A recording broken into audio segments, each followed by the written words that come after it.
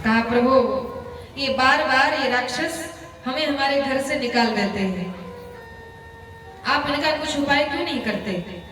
भगवान बोले देखो भैया, एक उपाय है, समुद्र में अमृत छिपा है, यदि समुद्र का मंथन किया जाए और वो अमृत निकल जाए तो उस अमृत के पान करने से तुम सब अमर हो जाओगे, फिर चाहे कोई कितना भी झगड़ा करे लड़े तुम सब मरोगे नहीं।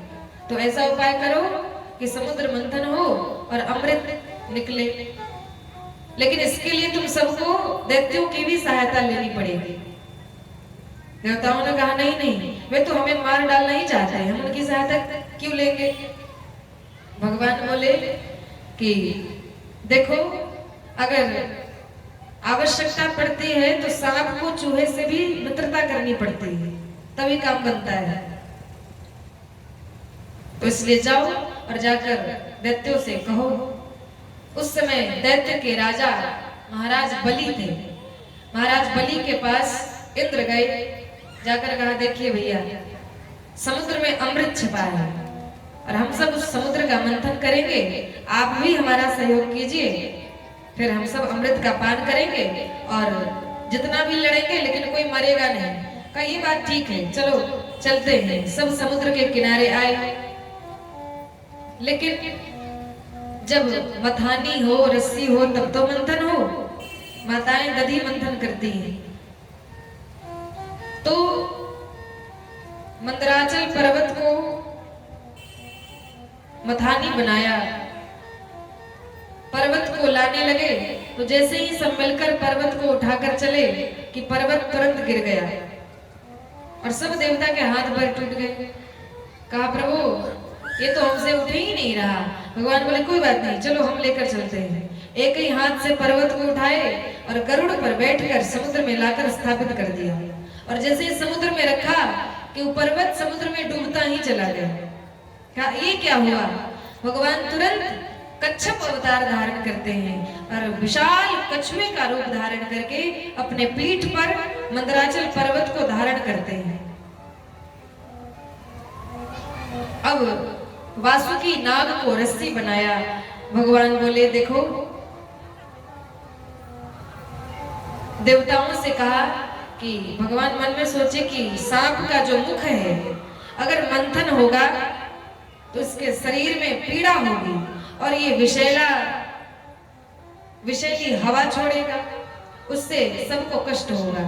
इसलिए भगवान युक्ति से यह बात कहे कि देखो भाई देवताओं, तुम सब ऊंचे खानदान के हो, तुम सब सांप के मुख पकड़ना और इन दैत्यों को पूंछ पकड़ने दो। तो दैत्यों ने कहा कि अरे क्या हम गिरे हुए खानदान के लगते हैं, हम सांप का मुख पकड़ेंगे। भगवान बोले हम ये तो चाहते थे, ठीक है जाइए। तो दैत्यों ने वासुकी नाग का मुख पकड़ लिया और सब देवता पूंछ की तरफ चले गए और मंथन प्रारंभ हुआ। जैसे ही मंथन प्रारंभ हुआ कालकूट विष निकला, जहर निकला और उससे सब सारी दुनिया त्रस्त होने लगी। अब क्या करें, शिव जी के पास गए, प्रार्थना करी। तब शिव जी ने उस विष को अपने कंठ में धारण किया और कर्पूर गौरम, शिव जी गोरे रंग के हैं और विष काला होता है, तो काला विष जब उनके शरीर में गया तो गोरा और काला मिलकर नीला हो गया, तब से वे नीलकंठ हो गए। जब भी कोई धर्म कार्य का हम आयोजन करते हैं तो उसमें सबसे पहले बाधा ही आती है, सबसे पहले बाधा आती है। तो अमृत पाने के लिए देवताओं ने ये कार्य किया, लेकिन अमृत मिलने से पहले विष मिला, लेकिन उन्होंने प्रयास छोड़ा नहीं, पुनः फिर मंथन में लग गए। समुद्र मंथन से 14 रत्न निकले हैं महाराज। उच्चैश्रवा घोड़ा निकला जिसको राजा बलि ने लिया, ऐरावत हाथी निकला जिसको इंद्र ने लिया, पारिजात वृक्ष निकला जो स्वर्ग में गया, वारुणी निकली, वारुणी माने शराब, उसे दैत्यों ने लिया, कामधेनु गाय निकली जिसे ऋषियों ने लिया, और फिर चंद्रमा निकला जिसे शिव जी ने अपने मस्तक पर धारण किया। और जिस प्रकार नीले आसमान में बिजली चमकती है, उसी प्रकार समुद्र मंथन करते करते समुद्र से तेजमय लक्ष्मी जी का प्रादुर्भाव हुआ और लक्ष्मी जी ने भगवान को प्राप्त किया। और तब अंत में धन्वंतरी भगवान अपने हाथ में अमृत का कलश लेकर निकले, और जैसे ही समुद्र से निकले दैत्यों ने कहा कि अब देखते क्या हो, लेकर भागो, और अमृत का कलश लेकर 9 2 11 हो गए। देवता सब देखते ही रह गए, ले गो ले गो ले गए। अब क्या करें? भगवान बोले अच्छा चिंता मत करो।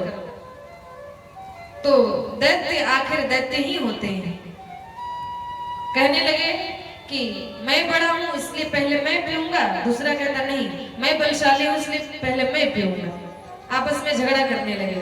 तभी भगवान उसी रास्ते से सुंदर मोहिनी का स्त्री का रूप बनाकर और कमल के पुष्प को हाथ में घुमाते हुए अपने रूप से, अपने लावण्यता से सबको मोहित करते हुए उस रास्ते से गुजरने लगे। और जब दैत्यों ने विश्व मोहिनी भगवान को देखा, अरे सुंदरी कहाँ जा रही हो, कहाँ से आ रही हो, तुम्हारा जन्म कहाँ हुआ है, क्या तुम्हारा विवाह नहीं हुआ, अकेले क्यों घूम रही हो? भगवान बोले कि आप हमारी जन्म पत्री पूछने वाले कौन हो? तो दैत्यों ने कहा कि हम कश्यप जी के पुत्र माता दिति की संतान हैं। कहा कि मैं तुम सबसे बात नहीं करती, मैं कुलीन घर से हूँ, मैं ऊंचे खानदान से हूँ, और तुम सब तो कब से झगड़ा कर रहे हो, कलह कर रहे हो। जहाँ कलह होता है मैं वहां नहीं रुकती। तब दैत्यों ने कहा अच्छा कोई बात नहीं, अब ये अमृत का कलश तुम लो, अब तुम ही हमें आसानी से क्रम से अमृत का पान कराओ, तुम जो कहोगी वही हम करेंगे। भगवान को अमृत का कलश दे दिया। कहा देखो समुद्र मंथन में तो देवता भी थे, तो उन्हें भी मिलना चाहिए, मैं कभी अन्याय नहीं करती। लेकिन हाँ एक बात तुम्हें कहूंगी कि मैं देख रही हूँ अमृत के कलश में जो गाढ़ा पदार्थ है वो नीचे बैठा हुआ है और ऊपर ऊपर पानी नजर आ रहा है। तो पहले मैं देवताओं को पिला देती हूँ पानी, और अंदर का गाढ़ा पदार्थ तुम सब पीना। अच्छी बात है।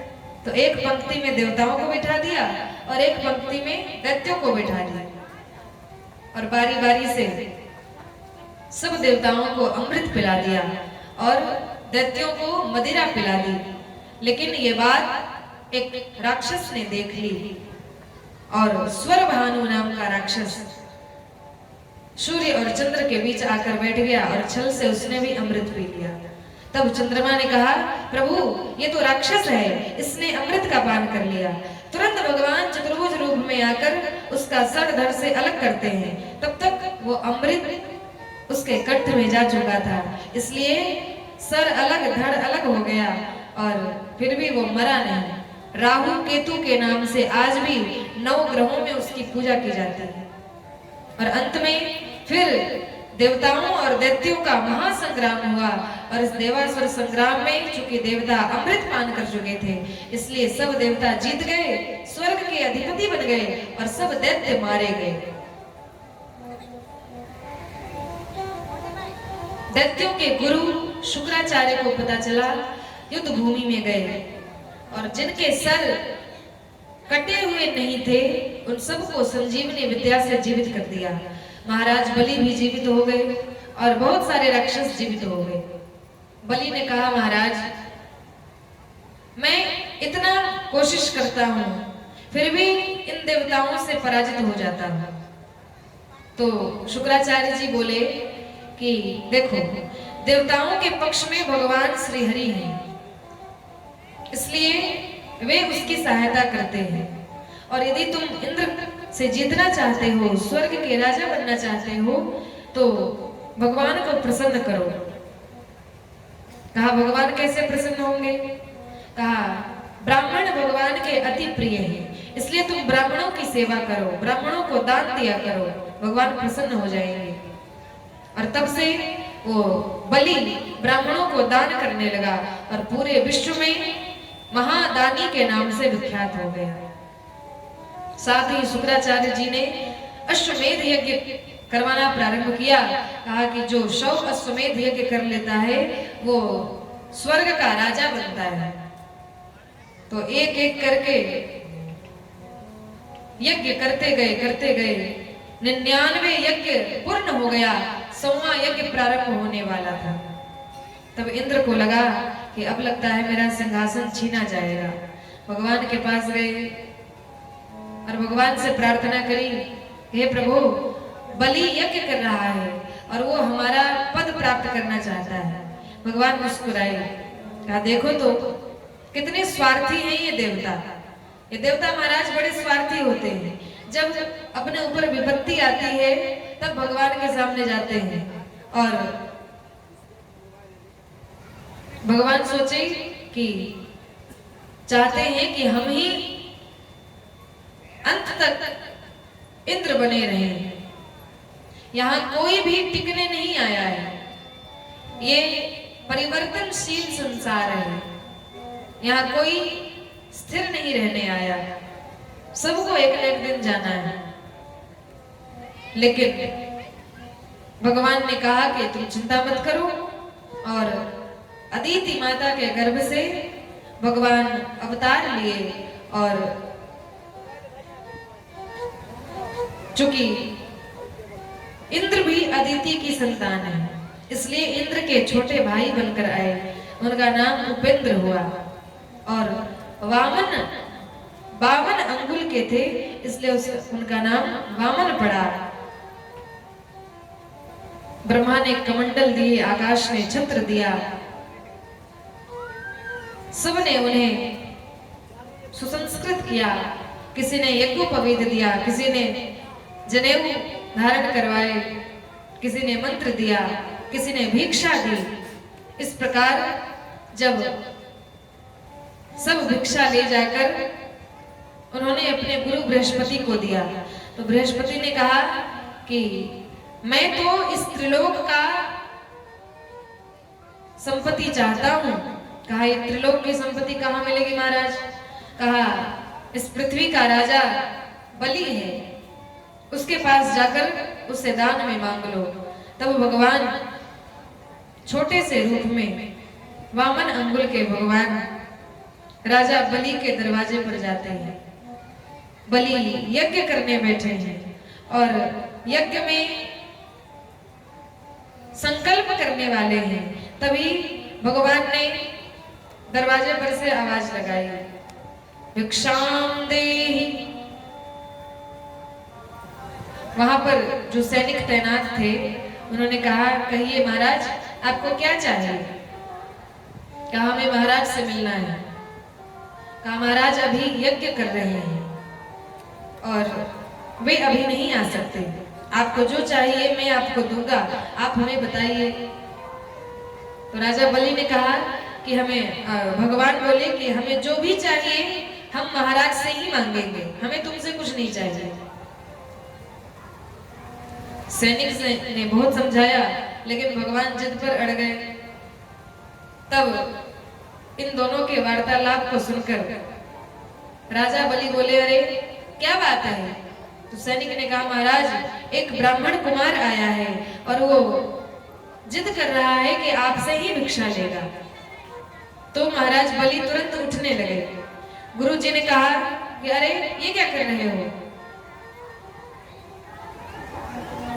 तुम 100वां यज्ञ करने वाले हो और ये निश्चित है कि इंद्र कभी तुम्हारा यज्ञ पूर्ण नहीं होने देगा, ये जरूर उसी का छल है, इसलिए तुम यहाँ से उठो मत, नहीं तो तुम्हारी सारी इच्छाएं मिट जाएंगी। कहा महाराज मैंने दान देने का संकल्प लिया है, जो भी हमारे दरवाजे पर आता है वो खाली हाथ नहीं जाता, इसलिए मैं तो जाऊंगा ही। और अपने गुरु की आज्ञा को अस्वीकार करके और चले गए। तो गुरुजी ने श्राप दे दिया कि जाओ श्रीहीन हो जाओ, धनहीन हो जाओ। तब भगवान के दर्शन किए और महाराज बलि भगवान को देखकर उन्हें देखकर ही मुग्ध हो गए, मोहित हो गए। उनसे एक भव्य रोशनी, दिव्य तेज निकल रहा था। उन्हें देखकर प्रणाम किया। काहे ऋषि कुमार, आपको क्या चाहिए? तब भगवान राजा बलि से कहते हैं, तेरे द्वार खड़ा भगवान, भगत भर दे रे झोली। तेरे द्वार खड़ा भगवान, भगत भर दे रे झोली। तेरे द्वार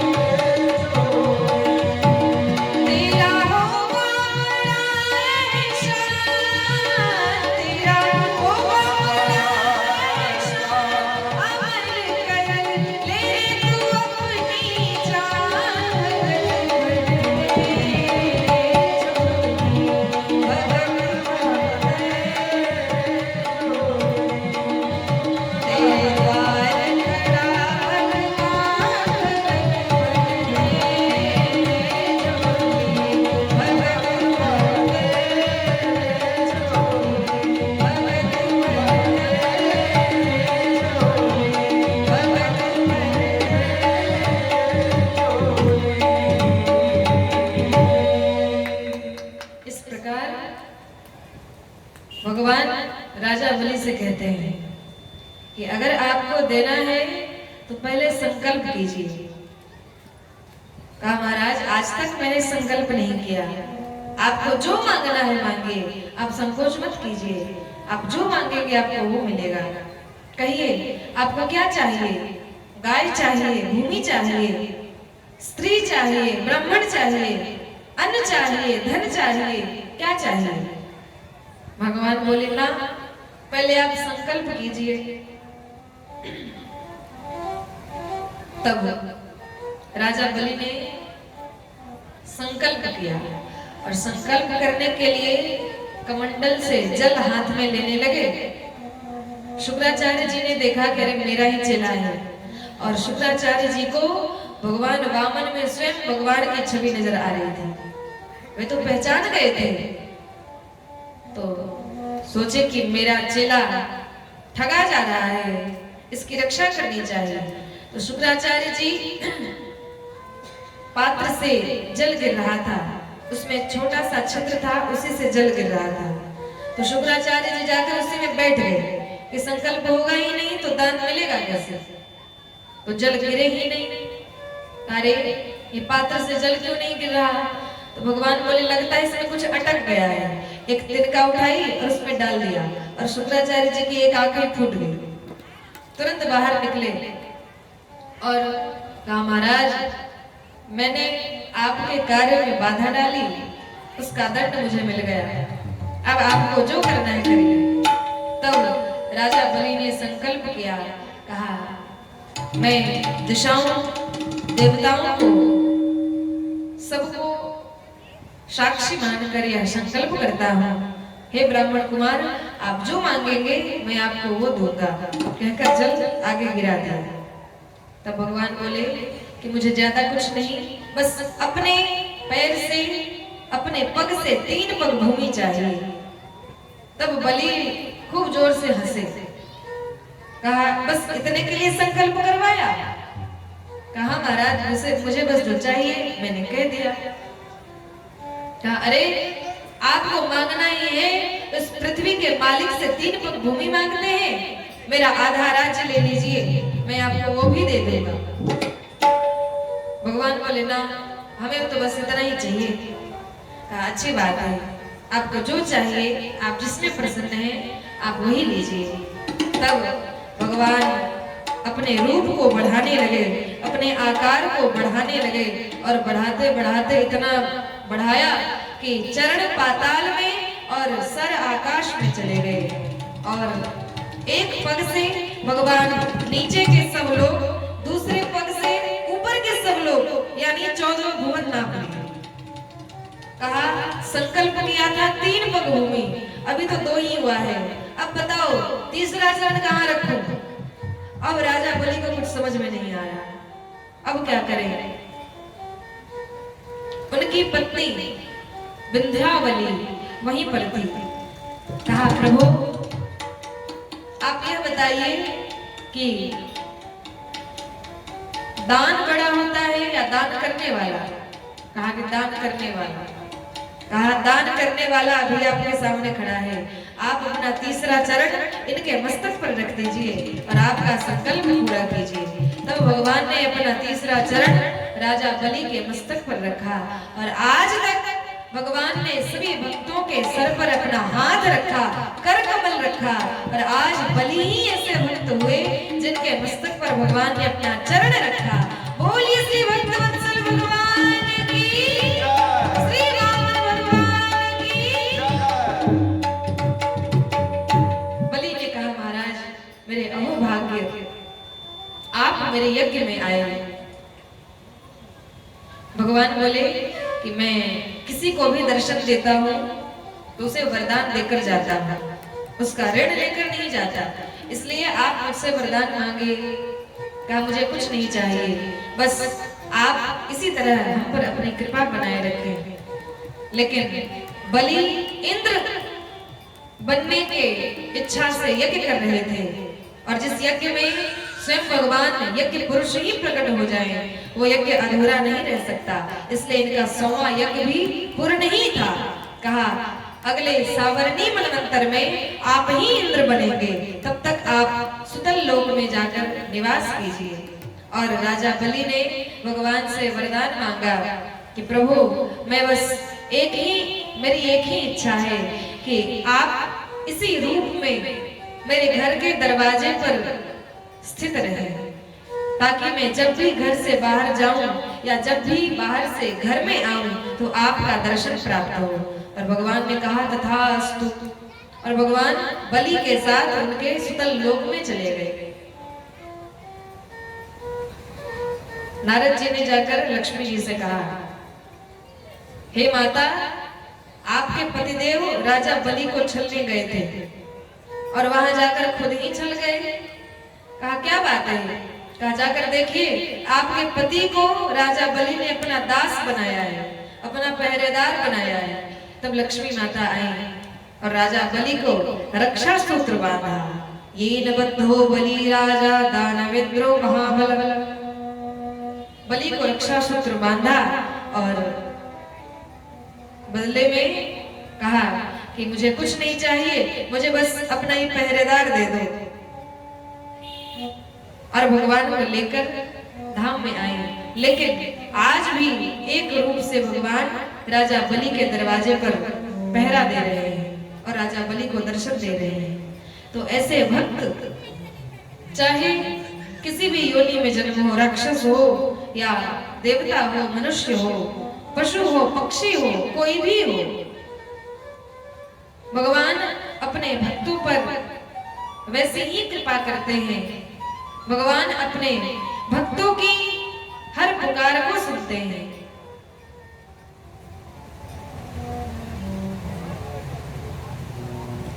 और भगवान की भक्त वत्सलता, ये तो वही भक्त जिन पर भगवान की कृपा हुई है वही कहते हैं। किसी साधक ने बड़ी अच्छी बात कही,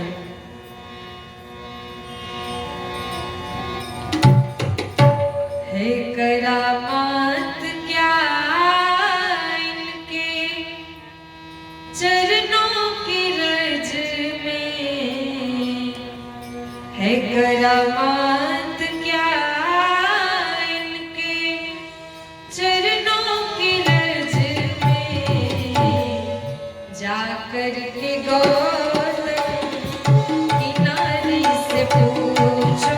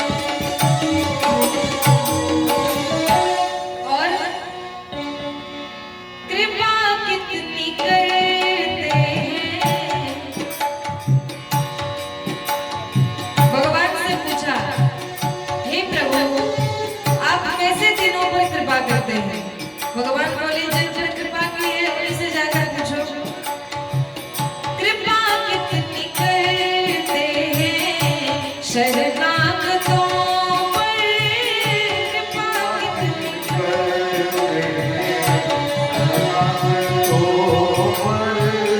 कृपा कितनी करते हैं शरणागतों पर कृपा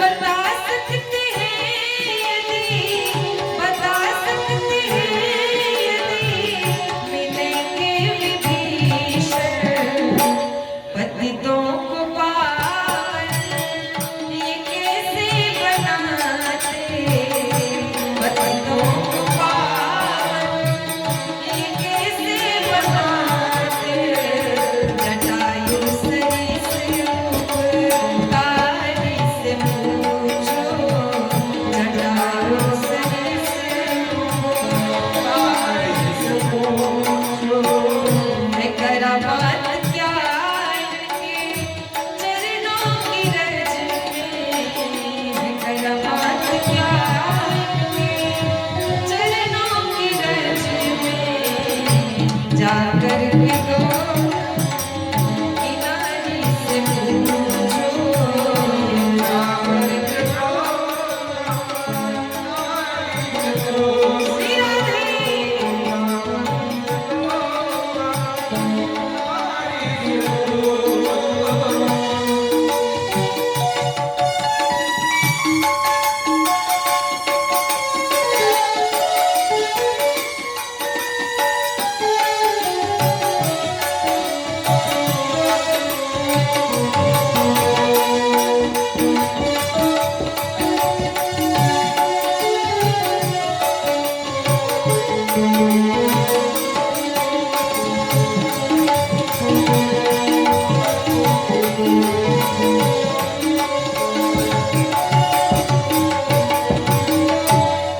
प्रभु कैसे सुनते हैं दुखियों की